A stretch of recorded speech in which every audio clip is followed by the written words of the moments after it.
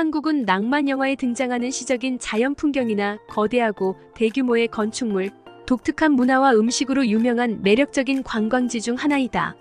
아니, 한국 같은 선진국은 살면서 정말 처음이에요. 한국으로 단체 여름 휴가 온 스웨덴 백화점 직원들, 서울 도심 한복판에서 너클 잃은 이유.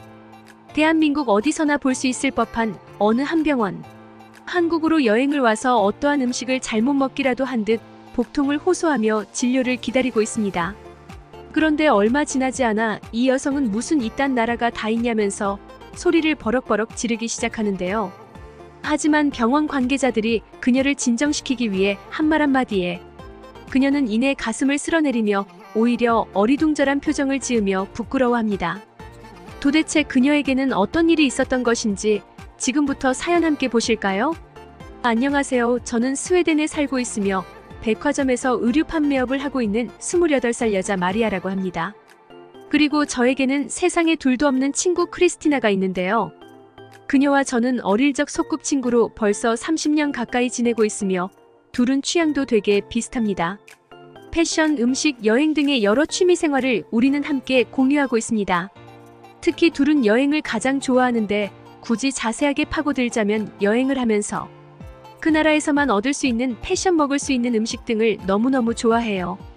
하지만 3년 전에 아시아에 있는 필리핀의 세부로 여행을 갔다가 물갈이를 하면서 극심한 고통을 겪고는 그 후로는 여행에 대한 두려움이 생겨 3년 동안이나 해외여행을 가지 못했습니다.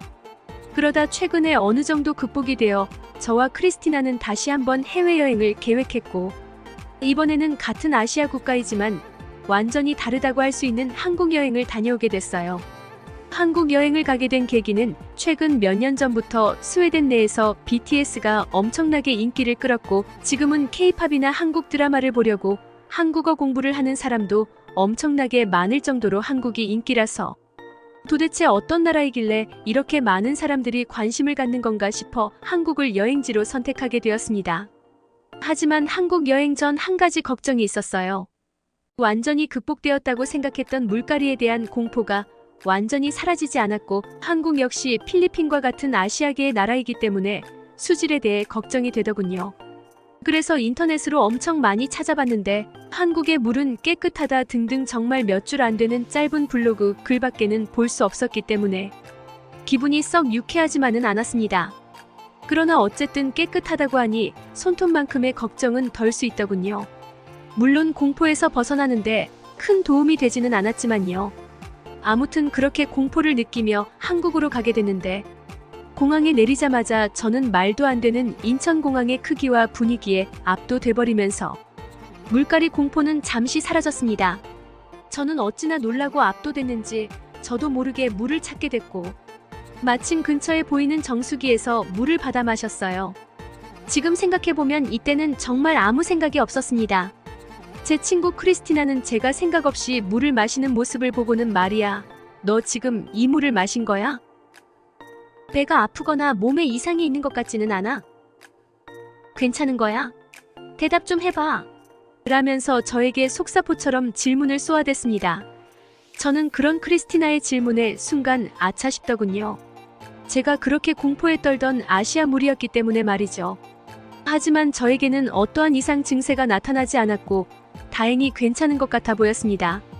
놀람도 잠시 저희가 도착했을 시간이 오후 늦었을 때이기 때문에 더 이상 지체할 시간이 없었고 안내 표지판을 보면서 겨우겨우 지하철을 타고 빠르게 숙소로 올 수 있었어요. 하지만 이때 도대체 우리는 왜, 무엇을 위해서 이렇게 발걸음을 서둘렀나 싶을 정도로 한국의 밤은 아름답고 인천공항 그 이상으로 멋졌습니다.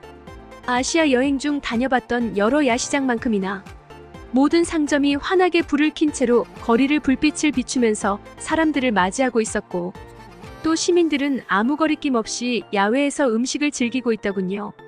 저희가 호텔로 이동하는 동안 모든 거리는 아무 걱정도 없어 보였습니다. 도착 2시간 만에 저희는 한국이라는 나라에 완전히 압도되어 버렸어요. 해외여행 중에 거리 모든 곳이 이렇게 환하고 사람들이 걱정 없는 표정으로 거리를 다니는 모습은 한국 외에는 단 한 번도 본 적이 없었습니다. 그때 해외여행을 처음 갔을 때가 떠오르더군요. 저와 크리스티나는 멕시코로 첫 해외여행을 다녀왔었는데 그때 아무것도 모른 채 늦은 시간에 거리를 돌아다니고 있었는데 마을 주민분들에게 가장 많이 들었던 말이 그렇게 여행객 둘이서 늦은 시간에 거리를 돌아다니면 위험하니 어서 숙소로 돌아가세요. 여자 둘이서 이 시간에 돌아다니면 안 돼. 내일 아침에나 여행을 계속해였거든요.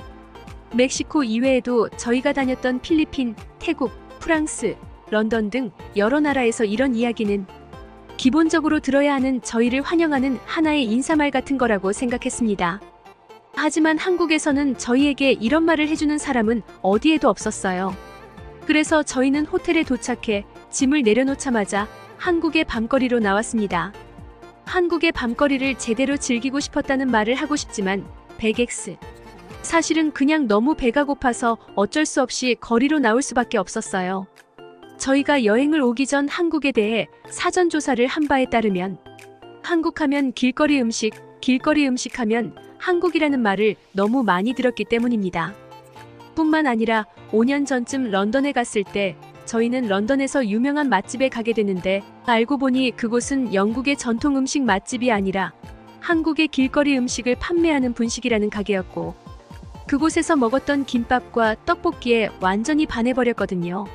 사실 그 후로 별 관심이 없었어서 잊고 있다가 한국 여행 전 한국 맛집에 대해 조사를 하다 우연히 이 소식을 접했고 그때 저와 크리스티나는 뭐야? 우리가 런던에서 먹었던 그 음식이 한국 음식이었다고. 지금껏 영국인들이 먹는 간식인 줄 알았다면서 서로 어이없는 표정을 짓고 있었지만 이내 오히려 잘 됐다. 그때 먹었던 떡볶이와 김밥 진짜 맛있었는데 한국 가면 실컷 먹고 오자며 환호성을 질렀습니다. 그렇게 저희는 근처에 보이는 분식집에 들어가 떡볶이와 오징어 튀김을 주문했습니다. 하지만 가격은 크게 다르지 않았는데 음식의 양이 장난이 아니더군요. 런던에서 먹었을 때 저희는 12,000원 정도를 떡볶이 값으로 지불했습니다. 그리고 저희가 한국에서 먹은 떡볶이는 14,000원이었어요. 고작 2,000원 차이일 뿐이지만 음식의 양은 하늘과 땅 차이더군요. 둘이 먹어도 다 먹지 못할 만큼의 양이 저희 앞에 나왔습니다.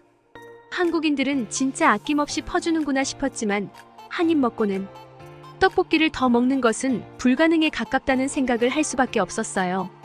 떡볶이 한 입을 먹자마자 저희는 소리를 질렀는데 매워도 너무 매웠거든요.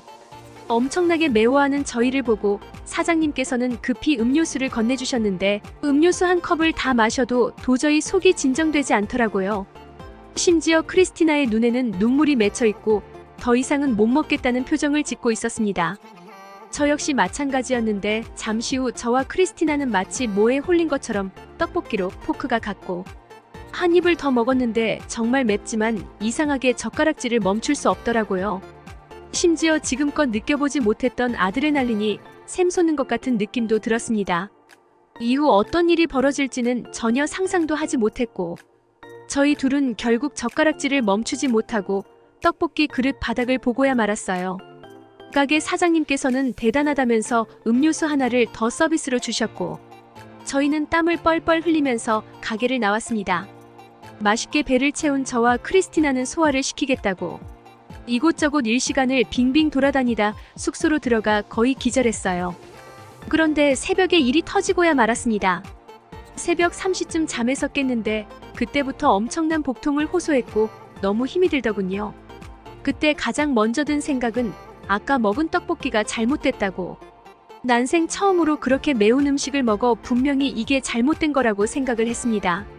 너무 아프지만 병원을 갈 수는 없었습니다. 스웨덴이야 나라의 의료복지 서비스가 뛰어나 곧바로 응급실로 뛰어가면 된다지만 한국의 병원은 모두 민간에서 운영되고 있고 그렇다 보니 많은 비용이 발생할 것이기 때문에 만약 지금 야간 응급실에 잘못 가서 그 많은 비용을 지불한다면 앞으로의 여행은 아무것도 할 수 없기 때문이었죠. 그래서 어쩔 수 없이 다음날 아침이 될 때까지 저는 꾹 참았고 아침에 됐을 때 눈을 뜨자마자 크리스티나와 함께 호텔 인근에 있는 병원을 찾아갔습니다. 그런데 그곳은 스웨덴과 달라도 너무 달랐어요.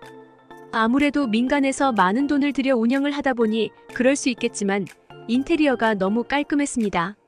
하지만 그것도 뒷전저는 당장 병원 진료를 보기 위해 응급실을 찾았는데 이곳에는 응급실이라는 것이 존재하지 않더군요. 한참 복통을 호소할 때라 한국이라는 나라는 겉으로 보기에는 멀쩡해 보이지만 속사정은 응급실도 없는 형편없는 나라라고 생각을 했습니다.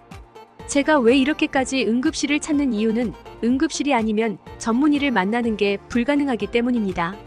스웨덴에서 보통 진료를 보기 위해 1차 진료기관인 보드센트러를 방문해야 하는데 이때 응급 상황이 아닌 이상은 웬만해서 진료를 받으려면 예약을 해야 하고 짧으면 2달 길게는 서너 달씩 기다려야 하기 때문에 저는 당장 너무 아프기 때문에 전문의 진료가 필요하니 응급실을 애타게 찾은 것인데요.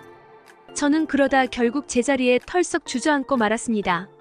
크리스티나가 그때 저를 대신해서 접수를 해주었는데 정말 놀랍게도 접수를 하자마자 1분 만에 제 이름이 호명되어 진료실로 들어갈 수 있었어요. 스웨덴의 경우에는 전문의 진료를 보려면 몇 달씩 기다려야 되고 보드센트럴에서는 대부분 간호사가 진료를 봐주는데 그마저도 웬만하면 집에 가서 물을 많이 마시면서 천천히 기다리다가 다시 아프면 그때 찾아오세요라고 하면서 약 처방도 내주지 않고 돌려보냅니다. 하지만 한국의 경우에는 접수 1분 만에 전문의를 만난 것도 모자라 의사분께서는 제 상태를 보더니 엑스레이까지 찍자고 하는 게 아니겠어요? 엑스레이라니 정말 어이가 없었습니다. 그리고 이때부터 병원비에 대한 엄청난 압박이 밀려들더군요.